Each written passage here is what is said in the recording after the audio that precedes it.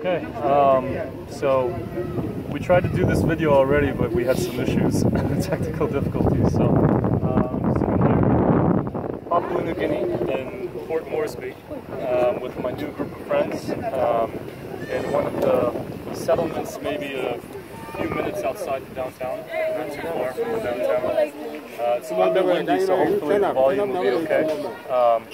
But we just wanted to have a little bit of a discussion about the politics and the culture and the history and the languages and maybe geography, whatever. We just wanted to talk about Papua New Guinea so you guys watching understand what I'm learning as I'm here in the country, because I don't even know much about the country. Yeah, well, she's just showing the people. But I'm learning about the country too. I got here maybe like 8 or 9 hours ago, and I don't know how long I'll be here, maybe a week, maybe 2, we'll see. But I have to obviously show this in many countries. But I want to give everybody a chance here to talk and say whatever they want to say, so that people back at my home can hear this and learn, and we can be more tolerant of each other. So the first question that I had last time, that I'll start with that again. I know that we might talk about the origins first, but it was what gotta get the noise down a little bit. The kids are very excited, but it's a little noisy because this camera actually doesn't pick up the volume very well, so we have to speak loud for this camera. Okay. It's not as good as my other camera. So we have to keep it quiet if we can. And it's okay, it's okay. So my first question is, we are currently at the end of the election period for the new Prime Minister and Parliament, etc. And it actually ends, I think, today, this week. The votes are being counted in all the provinces. And I just wanted to ask what everybody's opinion was on the Prime Minister. If you want to personally tell me if you guys support this Prime Minister or not, etc., you can. You don't have to. But let's get the discussion started. I think you want to go first, and we can go ahead.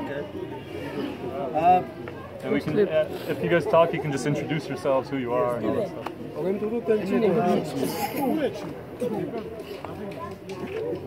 Ali, good afternoon. It's a privilege and a great honor to have you with us. Thank you. In our community, known as formal works within the city, Papua New Guinea. First of all, I want to introduce myself. My name is Paul Mel. I come from Montaken in the Western Island Group. With me right now, on the left-hand side, I have a community leader with me, Aaron Bokik. And then the other community leader standing there with a cap, blue cap, Thomas. And I have the other two young leaders, community leaders, Stephen, and also John is right at the end. And I'd like to say that I just introduced my community leaders to you so that they will actually brief you short briefly about their own properties and our country. Okay. I'll just stop from here. Okay, I'll hand over to Edward Moki, our community leader. Thank you, Ali. Thank you for having me here. And you coming in the heart of the city, Port Moresby, which is Morocco. We're living next to the heart of the city, Papua New Guinea. And I came from Chibu, far away, maybe some distance far away from the city. We're going to the election now, 2017. What my thought is, we want to change the government. Okay. Run by the Prime Minister today, the current Prime Minister. My intention, my opinion, we want a new government to govern this country. There's so many reasons behind this. What I'm saying is so many reasons when we replace a new government. So I hope, but on the other hand, this party is coming in a lot of numbers. It's a number game. When you get over a Prime Minister, it's something to do with the numbers. Play around with numbers. We have one number, then that's it. The formation of the government definitely come to your side because you have the numbers to run this country. And some small parties and the independent candidate, they ask them to make the coalition government to run the country. I just want somebody else to come and take up the country now. Right now we are staying, we don't want that, the current government run by our Prime Minister Peter O'Neill. Is he going to win again? Sorry, I can hear you come again. He's going to win the election? No, he won. He already won. He also a party leader. Hopefully he won 18 seats already. And then we have 111 seats toward Papua New Guinea. Total? Yeah. All of your provinces? All provinces together make 111 seats. And then they will play around with numbers, you know. The party have more number. Governor General will invite the party, the leading party, go around and the Governor General invite him to form a government, a coalition government or whatever. It's the constitution. Coalition government. It's the constitution. Which the party have more number, and the Governor General, the Arab state, will invite a person with his party, and then will come and any small party will go and make a coalition government. But at the moment, the current Prime Minister, he have more numbers, but we don't want him to become a Prime Minister again. So we want another party coming in and then run the government. And then just because our people, the government there to, you know, they are our managers. How long is he going to serve? How long will he? 5 years. 5 years total. Then he gets another election. Another election. And he can go on forever? No, once it's dependent. The people give them a mandate, the power. The people don't elect him, and then he's out. But I mean, if let's say they keep electing him. Yep, they keep there's no limits. Like in America, it's 4 years, 4 years. That's right. Done. Yeah, people still electing him. People elect him, but he have no numbers. He will become a member of parliament. Just a member of the parliament, which is the party have more numbers, then they form the government. That's the formation. So it's all the majority party gets. That's right. Majority party, exactly. And how far are we? Well, this election's not done yet, so we don't know exactly.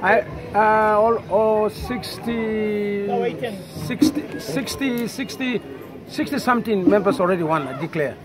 But what? Are we close to replacing them by another party? No, it takes 2 to 3 weeks. It's going to make lobby. All the political parties together to another province, make a camp, and then that's maybe 2 weeks time we have a new government from now. Some are not declared yet. Still, the counting is progressing. Let me just ask some specific questions then, okay? Because the impression that I'm getting from the people that I've met here and the people that I've met this morning is that this government is corrupt. There's a lot of corruption, taking money and not giving it to the middle class or the lower class or whatnot. That middleman.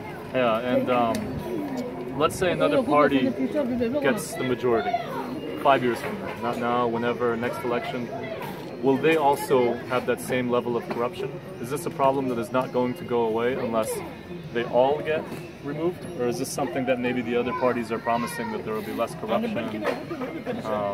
Because if they're promising less corruption, why are they not winning the election? Because the people want less corruption. Right? The people want to earn better income. The people want to have a lower cost of living, of housing. Right? The people want to have a better life and not have to pay thousands of dollars for education, kids should go to school and everything else. But if that's the case and the other parties are promising that, why are the other parties losing the election? Oh yeah, that's a good question. Here in Papua New Guinea we are different. Like American and all developed countries, they're basing on policies they make for the good of our kids and their kids for tomorrow. Here in Papua New Guinea is different, totally different.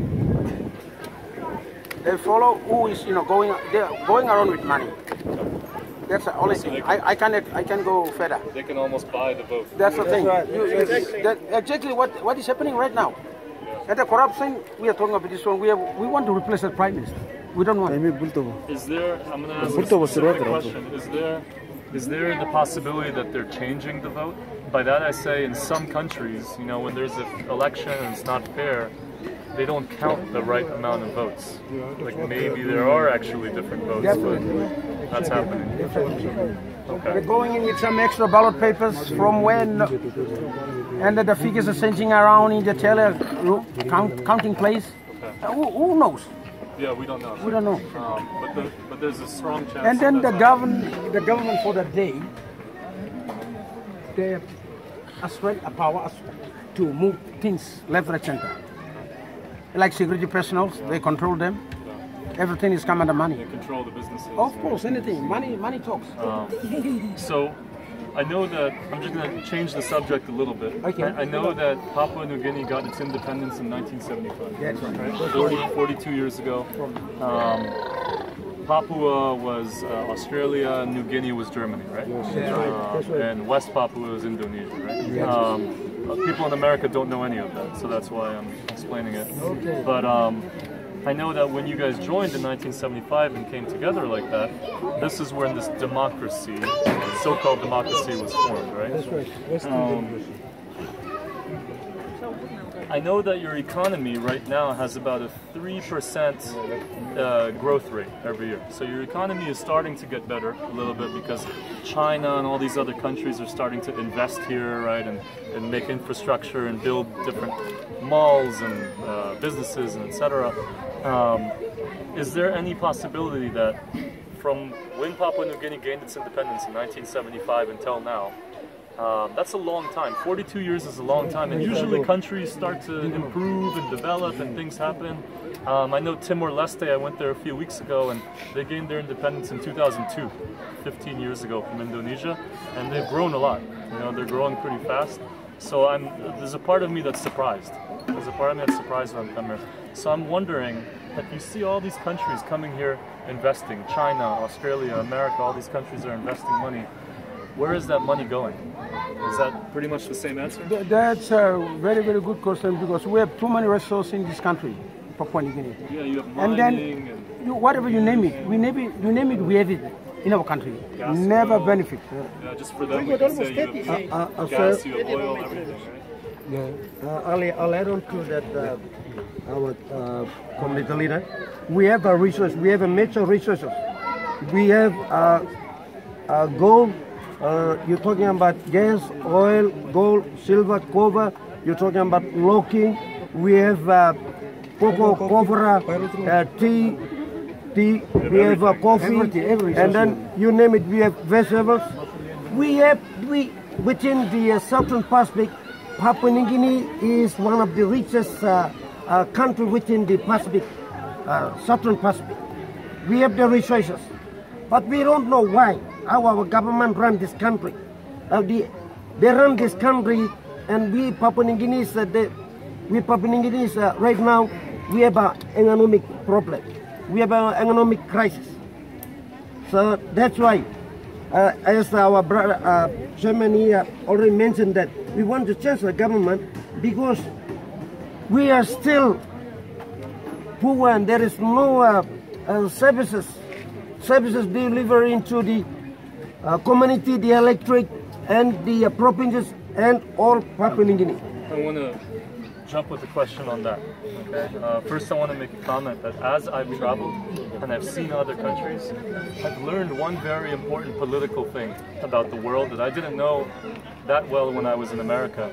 That when a country has a lot of natural resources, like Papua New Guinea, some countries in Africa, some countries in Asia, it's almost like a blessing and a curse at the same time.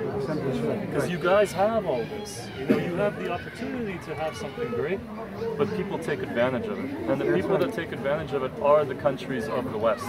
A lot of times it is the Europe, it's the Australia, it's the America, it's those countries that see your resources and then they come to the government, the puppet government or whoever it is, and money talks, right? So, and then people suffer. You know? But I want to add on to what you said at the end there with the question, and whoever, if anybody else wants to talk, go ahead. But so, okay, sounds good. The question basically is that you mentioned that these resources are in the countryside, mainly, right? In the mountains and the highlands, and those are the places where the resources are the places that are probably suffering the most. Exactly. And a lot of you guys may have come from those places, right? You probably were born there and raised there. And these are the places where the villagers probably don't even have TV, they don't have internet, they don't have food, they don't have electricity, they don't have shelter, they don't have basic things that are basic in 2017. So I haven't seen that life yet. I haven't gone and seen the highlands. I don't know what's happening in the highlands. I've only seen this so far. But if you had to describe to me, just tell, if you're answering, just tell me, what is life like over there? Okay, I'm a man from the highlands. You're from the highlands? Yeah, I'm from the highlands. And what was your name? My name is Mr. Pius Barme. I'm from the highlands. What I want to say is, these people, when you see them, they are mostly from the highlands. They should be staying back in their villages. They've got their gold up there, they've got their nickel up there, they've got their timber up there, they've got their oil up there, they've got their gold up there. It should be okay. The place where we are now, we are residing in the city of Port Moresby, seeking for job. This country is corrupted. The people are elected, when they come to parliament, they gain their own benefits. They don't fit the people in the places where they come or represent them. And that's why you see mostly the Highlanders are dominating in the city of Port Moresby. The elected members, they are not fitting their people. They come to Port Moresby, they want to upgrade their own backyard. They send their kids to overseas, getting good on education, and they're thinking about their own background, huh? And they forget about the people who are representing them. You see, that's the only thing. We got the gold river, this place here is a dry land. There's nothing here. But we're seeking for jobs in the city. But we don't get a job which we were seeking or after.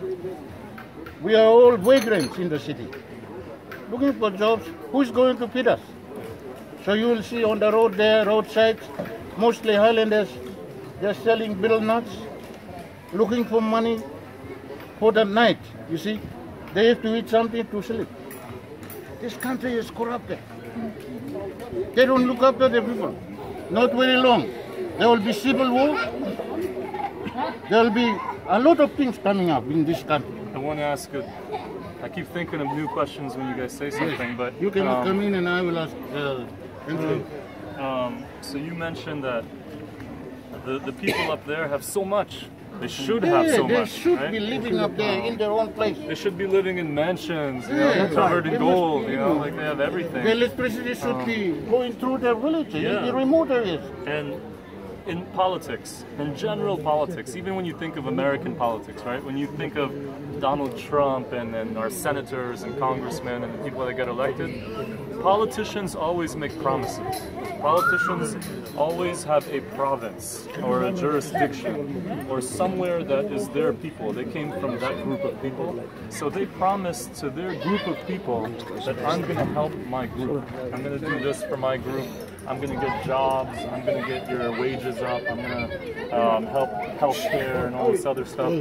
So that's true in every country. It's not like it's just America. Any country you go to, a politician makes promises to their specific region. So that makes me wonder, these politicians that come from the highlands, like in these elections where you have 21, 22 or so provinces, and you have 60 candidates per province initially, right, but only one person wins or something, all of them made promises. When they were campaigning, they said, I'll help you with this, I'll help you with this, I'll help you with this. But then when they go to parliament, when they get in the government, it never happens. Never. So it never happens.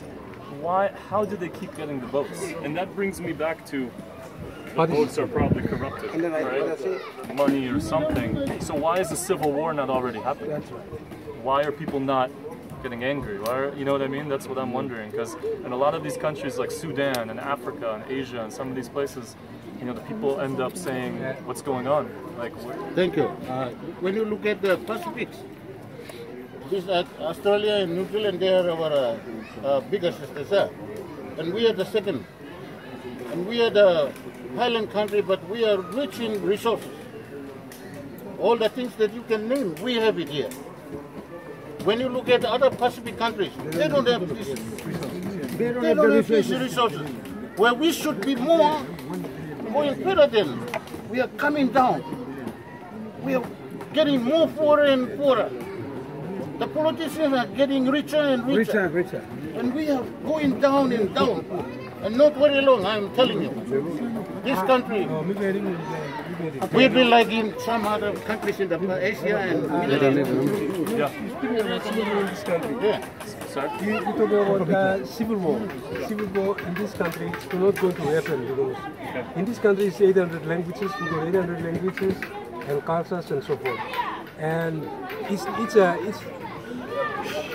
in Sudan and Africa. When you compare with us, they got one language, tradition, and language and tradition and culture. All these things they have one. In this country, we got 800 to 700 languages, cultures, and we are fragmented society. But we work under one. Small into one country. It's a country which is unique because it's lots of ethnic groups and cultures. We came into one, formed into one nation. You have a bond. In a way. Yeah, somehow we have a bond. Somehow, it's hard to understand, but it's somehow we have a bond, and then we develop a language. I agree with what you're saying. I guess what I'm wondering, because of what you said earlier, that when you think about history, when you think about France and the 1800s when they had a revolution, when you think of how Russia had a revolution in the early 1900s, when you think of Turkey tried to have one year ago, like all these things that happen when people get angry with the government and something happens, it doesn't necessarily mean civil war like America where they split north-south, but I guess I mean, like, how come the people are not protesting? Why aren't they on the street with like signs and like stuff like that? That's the answer. Because this country, as I've said, it's people from different ethnic groups.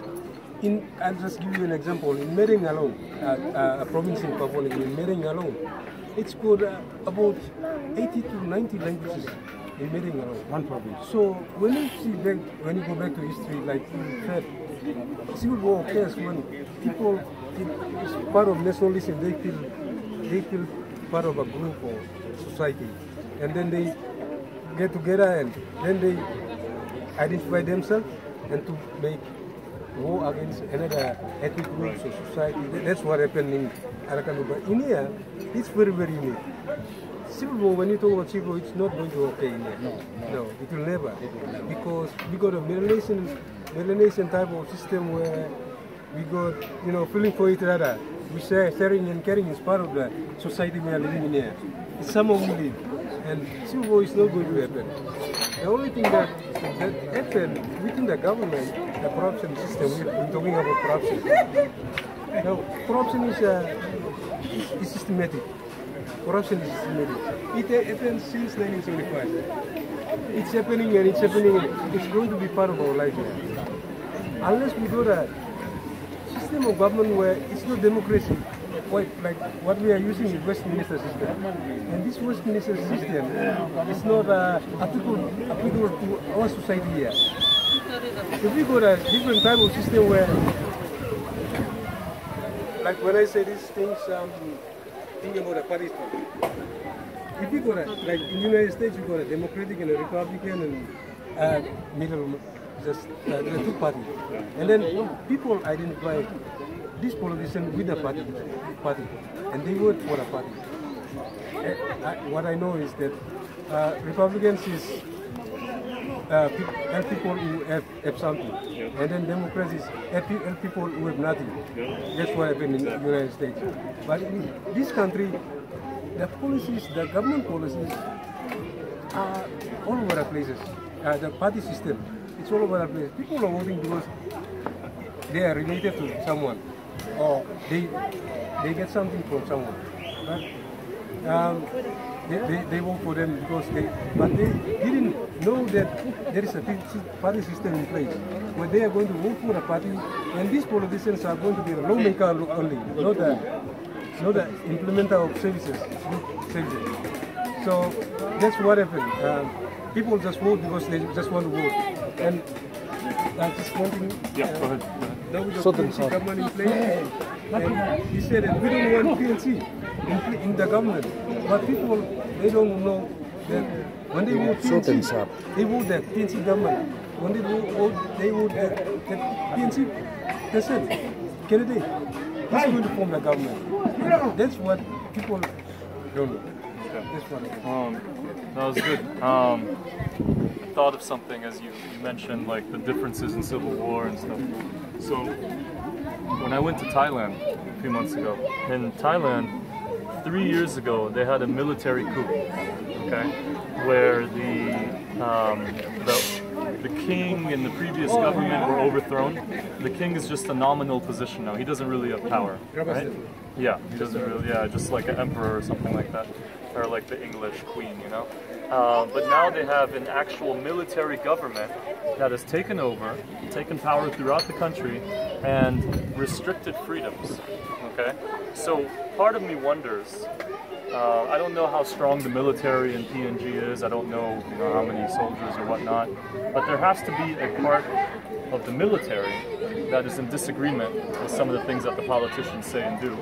And on top of that, I wonder, have the politicians restricted freedoms? And anybody can answer this, whoever, but have the politicians restricted freedoms? Is there freedom, because the fact that they're holding the people down, is there a restriction of freedom of speech? Is there a restriction of freedom of the media? Is there a restriction of freedom of religion or protesting or things like that? Or is there complete freedom and people can say what they want to say against the government? Or does the government imprison them or put them in jail, or does something happen if you were to say something? That's my question. My name is Joanne. I'm from the agency.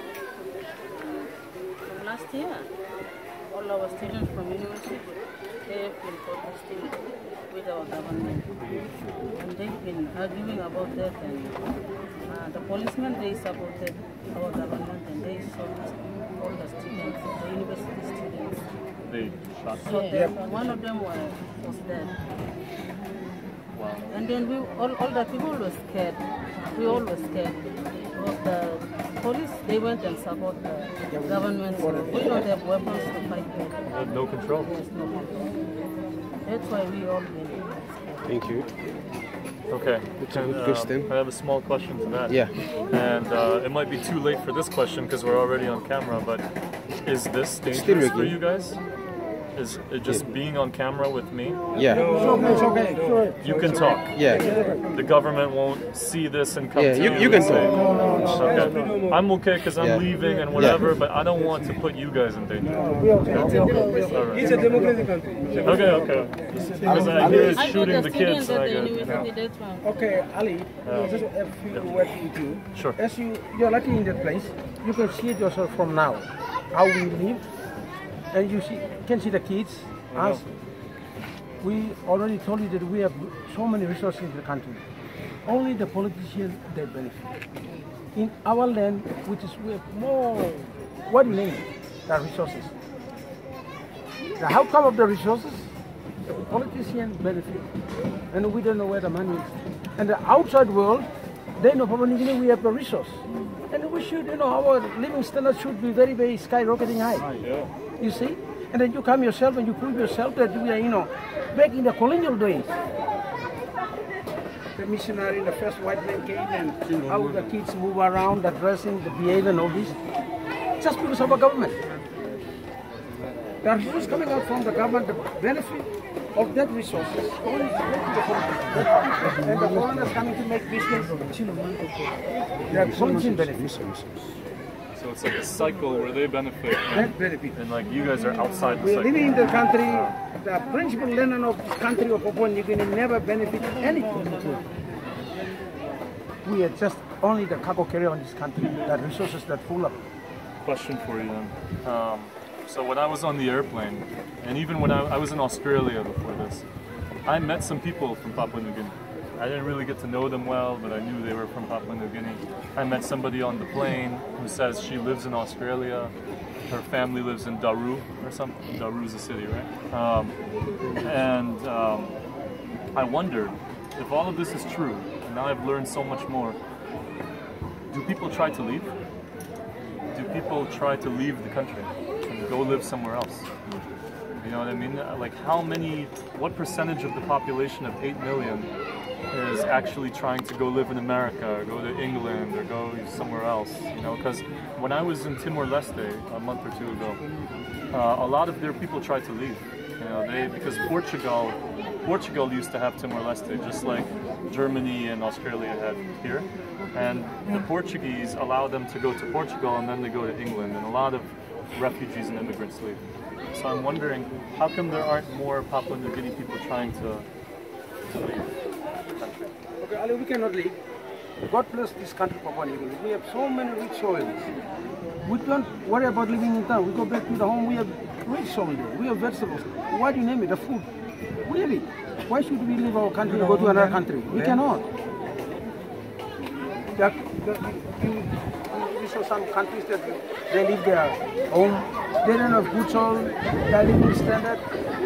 They can't even survive. That's why they cross over to another country. They're even worse. Exile on the other country. But to us, you didn't know. We have rich soil. We don't care about living in town. We can go back. We have food gardens, everything is there. You name it, it's there. So the government is not enough of a reason to... Okay. And I understand, because if it's a democratic government that gives you freedoms, and you have food, shelter, basic stuff, then there's no reason to. But I just wonder when I hear the shooting of the students or something, you know, that makes me... Because, you know, in China, in 1989, when they tried to fight against the Chinese government in Tiananmen Square, they shot all the students, you know, so a lot of Chinese go and leave. You know, and I see a lot of Chinese even here, you know, doing their businesses. And I just know from all the other places, like in America, we have people from 150 countries. We have like almost every country in America.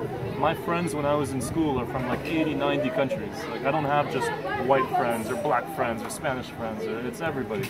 And all these people, they came from different stories, but they all came from similar stories. They all came from countries where the government restricted them, or it was corrupt, or whatever, and they wanted like a better life or whatnot. But I agree with you. You know, if you have everything, I think it's better to fight for the country you love than to actually. So I agree with you on that. You want to say something? Yeah, add on to what they have said. Our living standard in this country is very low. When you look at it, we are rich in resources, but we are not benefiting from our resources. Where is the money going? The people are wondering, where is the money going? They should not be living like that. They should not be living in their provinces, coming into the city looking for jobs. They should be staying back in the villages where there should be electricity flowing through, good roads, living standards should be improved, water should be in the house or going through the villages, little roads should be sealed. They should be living that way, and there's no need for them to look for jobs or moving around to other provinces. We have got the resources. Where is the money going? Okay, big question then.